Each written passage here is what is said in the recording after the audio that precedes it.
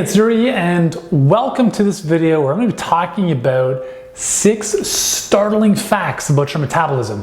Now I apologize for that, there's a bit of an echo in this room and we're working on correcting that, so future videos will have more of a dampened sound, but nonetheless I'm going to give you the goods. I'm not going to let that hold me back from sharing these 6 important facts that you need to know about your metabolism. Now the reason I share this is because a lot of you guys want to lose weight. That's a very kind of ubiquitous desire. That's just the way it works, right? But there's a lot of misinformation out there and there's just a lot of misunderstanding with respect to how your body works. So I want to clear some of that up here if that's cool with you. So without any further ado, let's jump in, shall we? As always, I like to just write stuff down on the whiteboard because it's just, I don't know, I like writing stuff down and teaching. It's pretty cool. Now, first of all, the most important thing you have to remember about your metabolism is that your metabolism is a term that is kind of a blanket statement for the kind of the difference between the building up processes in your body, known as anabolism, and the breakdown processes called catabolism. Okay, so metabolic rate and metabolism are slightly different and people use them synonymously.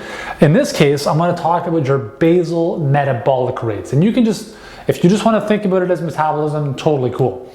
So your basal metabolic rate is the number of calories your body requires every single day to survive, if you were just to lay on the couch and do nothing. And the biggest determinant of your basal metabolic rate is muscle. So think about it like this.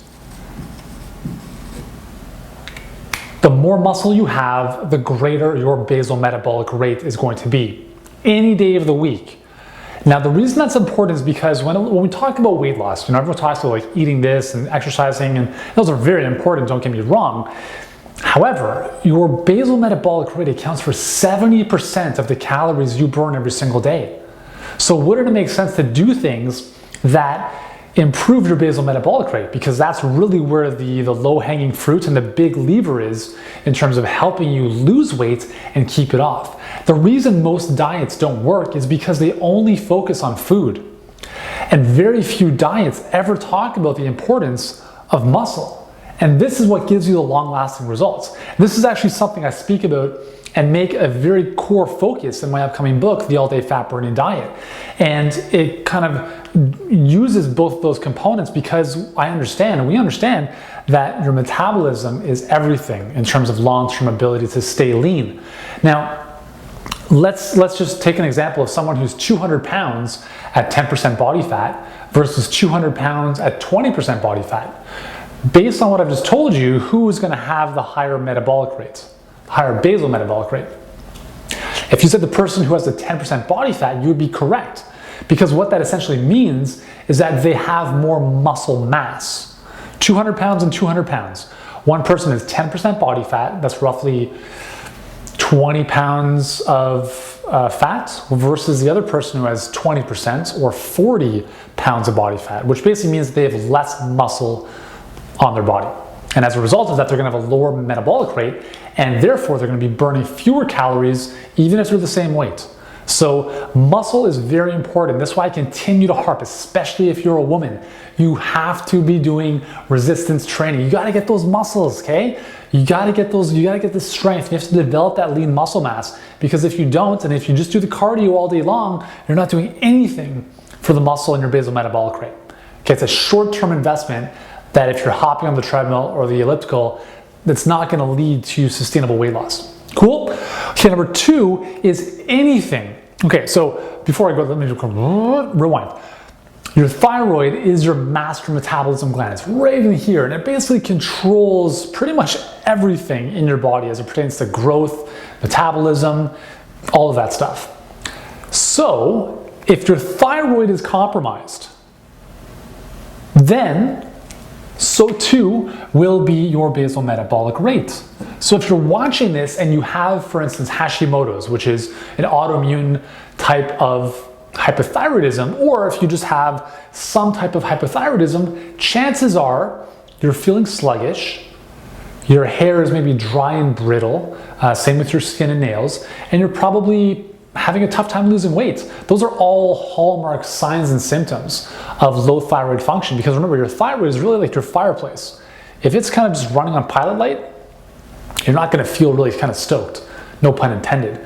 So anything that's going to hurt your thyroid, let's look at a couple examples. Heavy metals, mercury and lead, big time in terms of really suppressing thyroid function. How about liver health and gut health? Did you know that your thyroid, to make things simple, produces two hormones predominantly, T4 and T3. T4 is for the most part inactive. It has to be converted to T3, which is the active hormone in your body. But a large percentage of that conversion takes place in your liver and in your gut. So if your liver is toxic, or if your gut is unhealthy, or if you've got dysbiosis and too much bad bacteria, you're not going to be converting T4 to T3 properly, and it doesn't matter how much medication your doctor gives you, because none of that's going to make any difference, because you're not converting T4 to T3, and therefore your cells are not receiving this vitally important hormone to tell them, hey, churn up the metabolism, produce more energy, right? So anything that's going to compromise thyroid function, here's another one, gluten. Gluten has a very similar protein structure as your thyroid tissue.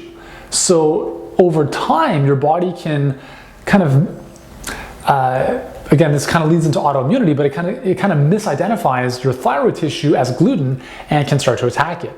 So there's a lot of things that can compromise your thyroid, and anything that does is going to hurt your basal metabolic rate, which is going to make it tough for you to lose weight.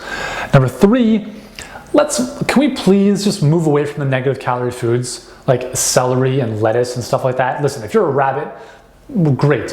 And I'm not saying you shouldn't eat those foods, because you absolutely should, but let's not kid ourselves into believing that eating celery is going to help us burn more calories than we're consuming, right? I mean, it's just such a stupid argument to even think those type of foods are actually doing anything for our body. If you want foods that help your metabolism, think about protein. Protein is very metabolically, it's metabolic, I don't know, I'm not using the right term here. It's a very metabolic type of food, which basically means that it has a high thermic effect through its digestion in the body, which essentially means that in the process of digesting it, it raises your core temperature and raises your metabolism, which is a good thing. And that's why there's so many diets that focus on protein, because it's not that protein in and of itself is a miracle weight loss thing, but because of the fact that it actually increases your basal metabolic rate and your metabolism through the fact that you have to digest it with a little more energy, it actually helps to burn more calories throughout the day. So that's why it's important to have protein with most of your meals. About 20 grams is what you're looking for at each of your sittings. Okay, number 4 is the heavier you are, or the more weight you carry, I gotta get the red pen out for this one, the higher your basal metabolic rate, assuming everything else is equal, okay? So earlier I gave you that example, 200 pounds, 10% body fat, 20% body fat. Obviously in this case, if you have more body fat, you're gonna have a lower metabolic rate than somebody who has a higher percentage or a lower amount of body fat and a higher percentage of muscle mass. So this kind of goes back with number 1. But here's the cool thing is that, you know, if somebody is, this, and it's just, again, another myth.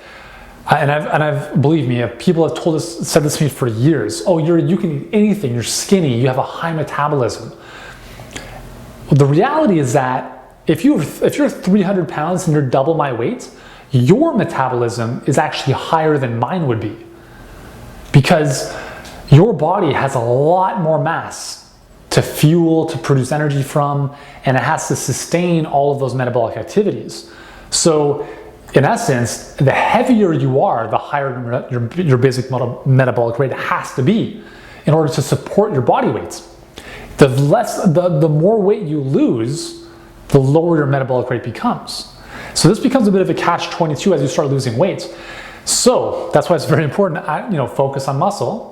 But the other thing is, if you are, let's say, lean and someone like myself, you can do simple things like throwing on a weighted vest, 20, 30, 40, 50 pounds. Now all of a sudden you're 50 pounds heavier.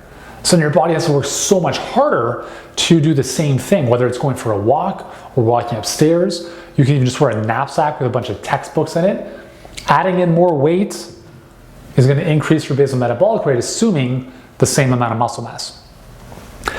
Another one is anytime you increase your core temperature, you're going to increase your basal metabolic rates.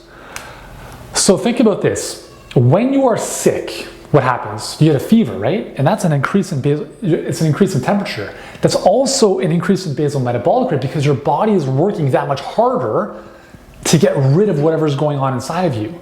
How about when you're pregnant? Tend to be a higher core temperature, and that's because you're growing another human being inside of you, so your basal metabolic rate is higher. So exercise. That's why I say if you're huffing and puffing, you're increasing your core temperature, that is a great indication that you are revving up your metabolism to burn calories during the workout as well as afterwards. Cool? And finally, eating more. This is one of the biggest myths of all time. I have to eat 5 or 6 times a day, otherwise my metabolism is going to shut down. That's actually not true. The reality is that assuming calories are the same, let's say just say 2,000 calories or 3,000, whatever it is, assuming they're the same, there's no difference between eating 2 meals a day or 6 meals a day on your metabolism and your ability to lose weight. So if you don't feel like having breakfast, or if you don't feel like having a big lunch, then don't. Okay, this goes back to one of my previous videos when I talked about eat when you're hungry, stop when you're full. What will affect your metabolic rate is if you're not eating at all or severely restricting your calories over a certain period of time, several days or even several weeks, or obviously if you're eating too much food, your body's going to pack on a little bit of extra weight if you're not kind of expending it. So I hope these 6 facts about your metabolism give you a little bit more understanding of maybe some of the myths and misconceptions that are out there. And if this stuff resonates with you, and if you want to go deeper to figure out how you can reset your metabolism to help you lose up to 5 pounds per week, then I'd invite you to grab a copy of my brand new book, The All-Day Fat Burning Diet. Now the book releases on December 22nd, 2015. So if you're watching this video several months ahead of time, it's all good. You can actually pre-order the book on Amazon or Barnes & Noble. And we also are giving away some amazing bonuses for you for doing so. So the link for that is below. You can go to the page where I talk about all the cool gifts and bonuses you're going to be getting for pre-ordering the book. And the reason I want to do this is because, again, I want to help you lose weight and keep it off. It's, you know, again, there's so many diets out there, and a lot of them are great, but for the most part, they don't lead to sustainable change because they're not focused on keeping your metabolism in check and really keeping it kind of churning through calories all day long. So if you want the very same program that's already helped hundreds of people behind the scenes, a lot of our beta testers have noticed incredible transformations in their body while still being able to enjoy delicious food without giving up your life, then this is for you. Again, the link for the pre-order book, as well as all the cool bonuses that you'll be getting, is below this video, and I look forward to seeing you soon.